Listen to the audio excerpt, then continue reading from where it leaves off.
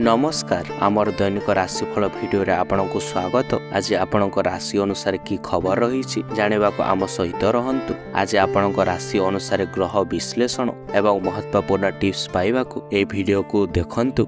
आज 29 एप्रिल मंगलवार, नक्षत्र अनुराधा, तिथि बहुल प्रतिपदा, सूर्योदय होचंते प्रभात 5:53 एवं सूर्यास्त होचंते संध्या 7:06।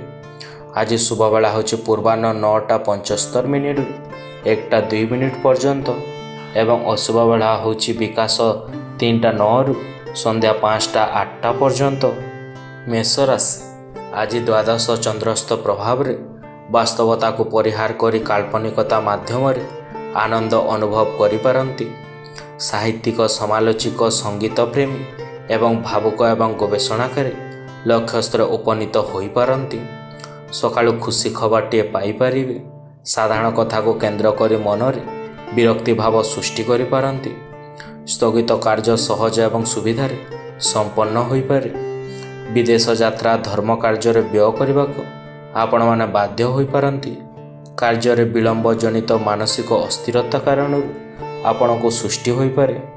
सभा समिति विपक्ष व्यक्ति माने कौन से भूल कथा को भूल रूपे परिपेषण करि पारंती। आज आपणक शुभ रंग होची लाल, शुभ संख्या होची 9 एवं प्रतिकार आपण नृसिंह मंत्रटी पाठ करंतु। वृष राशि राशिस्थ चंद्रजनित अभाव नथिले मध्य मन अशांत रहिबारे निजर अभिसंधिमूलक कथारे मित्र माने मध्य आकस्मिक भाव में शत्रु पाल्टी जिबार आपण मानक आशंका रहुची। आवास आनुष्ठानिक क्षेत्र में राजनीतिक स्तर में पदमर्यादा वृद्धि घटिपारे। आगामी मांगलिक कार्य सकाशे तत्परता आपणक बढ़ी पारे। हाथ को नहीं काम सुधारी पारंती। निजर बुद्धि एवं कौशल प्रयोग करी सामाजिक प्रतिष्ठा लाभ करि पारंती। पदस्थ व्यक्ति निमंत्रण कमी सभा समिति रे जोग दे लक्ष्य हासिल करिवे। बंधु गहन रे परिस्थिति रे पड़ी हाथर खाई पर पई खटी पारंती।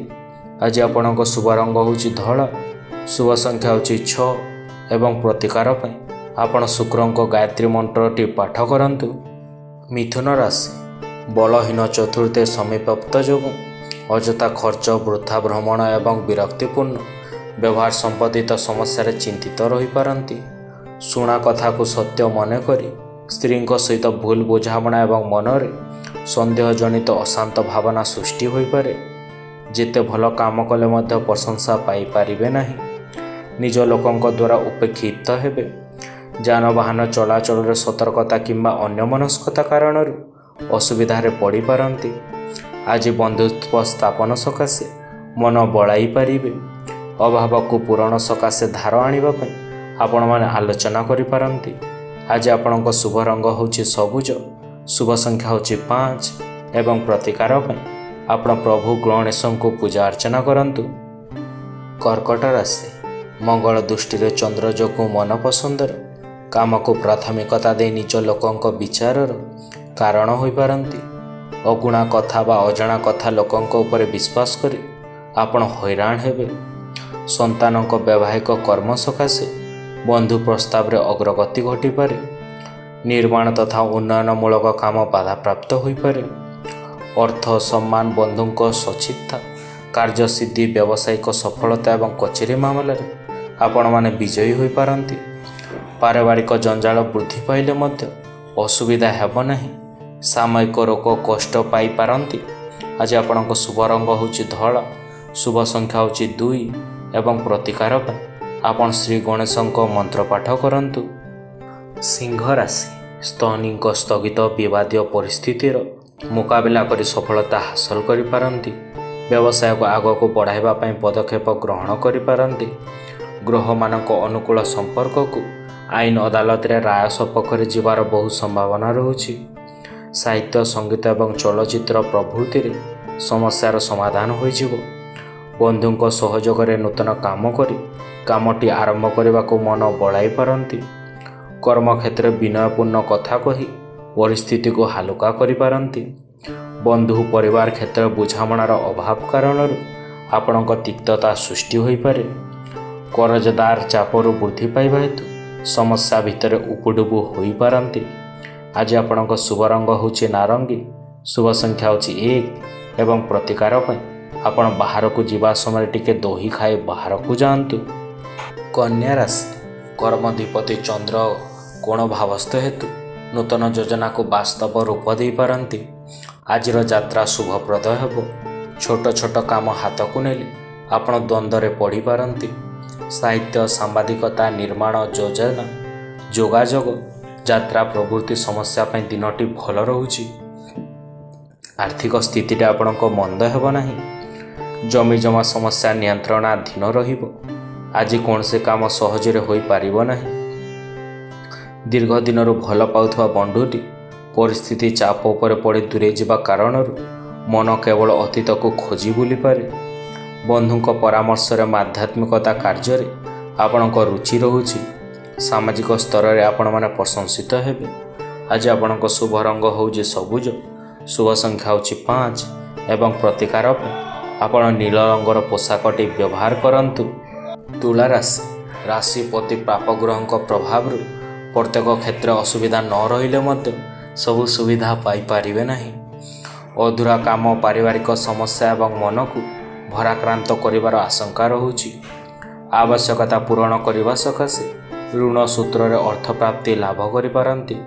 परिवहन वाणिज्य एवं यात्रा पाई अनुकूलता प्राप्त हेब। नूतन नूतन लोकों सहित संपर्क स्थापन करिपारंती। विदेश में काम करुवा लोक माने पदोन्नति पाई पारिबे। परिवार हस खुशीर परिवेश रहुछि। कार्यक्षेत्र आमदानी वृद्धिर सुजोग पाई पारंती। अन्यर उपकार करी निजे क्षति रे पड़ी पारंती। जमी बाड़ीर सबु कागजर दायित्व नियंतु। आज आपणक शुभ रंग होछि धला, शुभ संख्या होछि 6 एवं प्रतिकार आपण भार्गव विग्रह पूजा सहित आपण माने मंत्र पाठ करंतु। बिछा राशि शुक्र अष्टमस्त जोगु बंधुक पाप छड़ा कथा कही एवं विवादीय मंतव्य मानसिक दुश्चिंता कर्म क्षेत्र में उत्तेजनामूलक परिस्थिति सृष्टि हो पारे। वाणिज्य परिवहन बाधा उपजिवा कारण कलहर संभावना मध्य रहुछि। परिवार खर्च परिणाम वृद्धि हेतु मनरे सरसता रहिब नाही। पति पत्नी मध्य मतांतर दूरेई जाई पारे। कैरियर भल फलाफल पाई पारंती। व्यवसाय उन्नति सहित अनेक सुविधा सुजोग प्राप्त करि पारंती। घर काम व्यस्त जोग ऑफिस जीवारे आपण माने विलंब हो पारिबे।